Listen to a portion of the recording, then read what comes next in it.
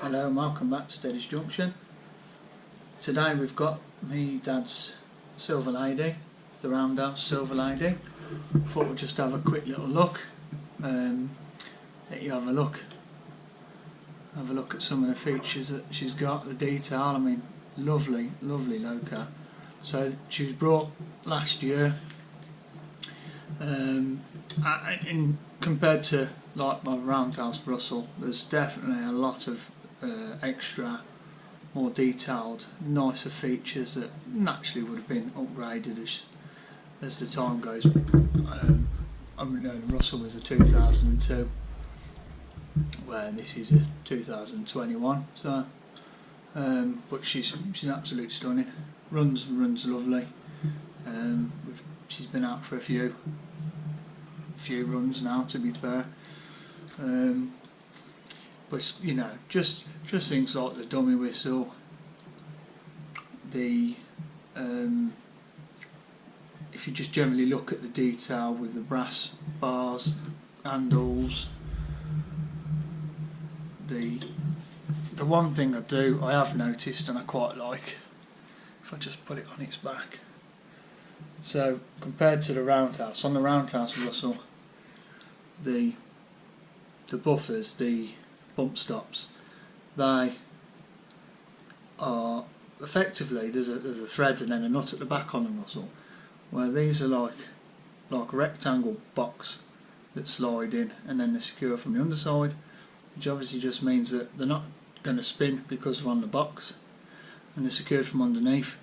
On the Russell, I've had to do them up quite tight because of the spinning on the front, and they don't take much force, to be fair, and they'll start to turn on their own anyway. And I mean, they obviously work, but I think this little design, this new design, is a nice feature, definitely compared to the Russell. But if I just lay it back down. So just things like the battery, the battery housing is this metal contained battery pack, which is a nice feature. And then the windows, so the windows are glazed, whereas on the Russell they are just effectively just the holes with the brass ring, and the same on the back. They're glazed on the back also. And if I just pick it up, show you inside, I haven't got a water inspection gauge. I don't know if you can quite make it out in there, but there's a water gauge. There it is. So it's got a water inspection gauge, which the Roundhouse doesn't have.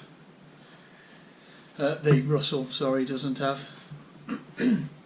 But yeah, generally it's you know, she's a lovely engine. Today, just going to have a quick look at fitting the Summerlands Chuffer. So the Summerlands Chuffer for the Silver Lady would appear to be quite an easy install. I've read online where some of the fitting instructions involve removing the smoke box, but not on the Silver Lady. So the Summerlands Chuffer comes with the fitting kit. So for the Silver Lady it's the SCRH3, and it's simple actually. Just a little bit fiddly just getting it started, but there's no removing the smoke box. You just want a little pair of long nose pliers,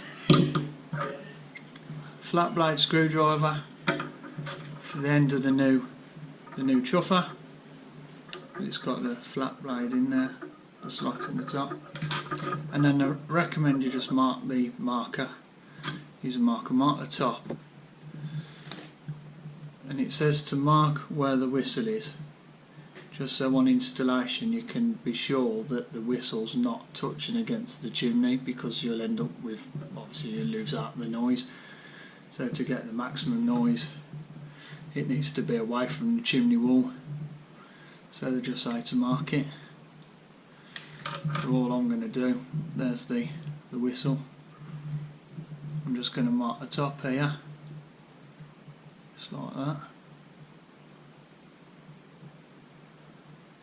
Just like that. So I know the whistle's in line with that black mark. Not sure if you can make it out there. Yes, you can. So yeah, so that's that. So what I'll do now, I'm just going to use the long nose pliers, and I'll remove the original. So if I just get the top,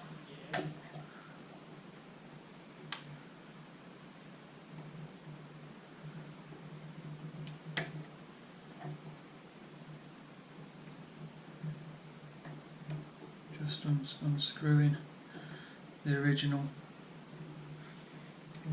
pipe.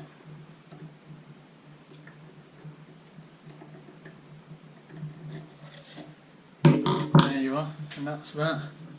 So that's the original one. I'm not sure if you can make out, but basically there's an hole there and a little hole there. But yeah, that's the original. So it screws in. You can just see the thread there at the end. And there is actually a little sort of a hexagon head, so you can get a small socket on the end, but I managed with the long nose pliers. And it suggests in the instructions to use the long nose pliers. So it says there about using long nose pliers down the chimney. So that's that. So I'll put the original one aside.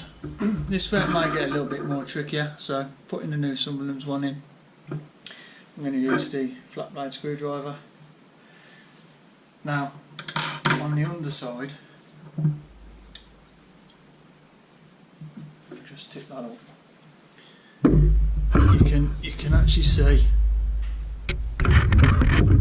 it will screw into the top of this. It will screw into the top of here. So what I might have to do is just get my finger in there, just to almost finger and thumb, just to guide it onto the hole, the top side. So I'll feed it in from the chimney. Not sure if you can see it actually. So it's just come down here.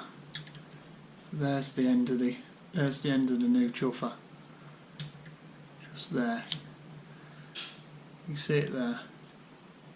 So I'm looking to just locate the hole on the top side of this with that part, and then I should be able to start securing it.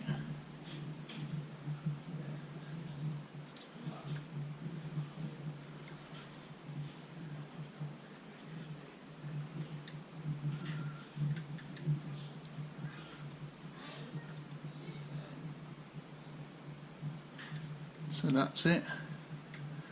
That's actually lined up. That's gone straight in. So I'm just, if I put it back down, so you can see it there. I know it's already just started. I was able to just, with a bit of pressure with my finger on the top, and just making sure underneath I was just lined up. I've located the hole, and now it starts to screw in.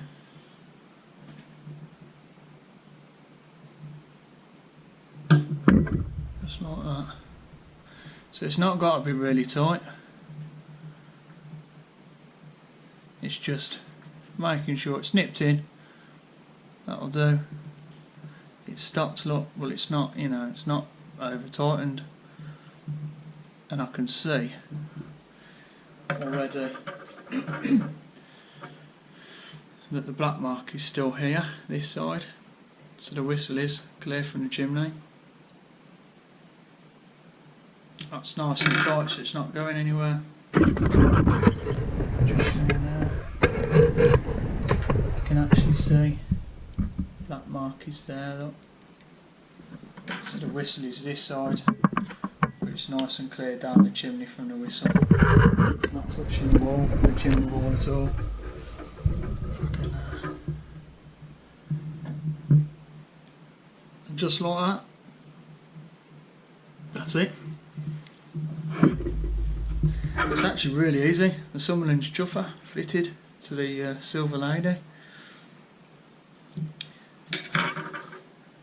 Nice job, nice easy job. So it'll be next thing to do will be fire her up and give her a run and see how it sounds. Brilliant. Nice job. Thank you very much. Thanks for watching.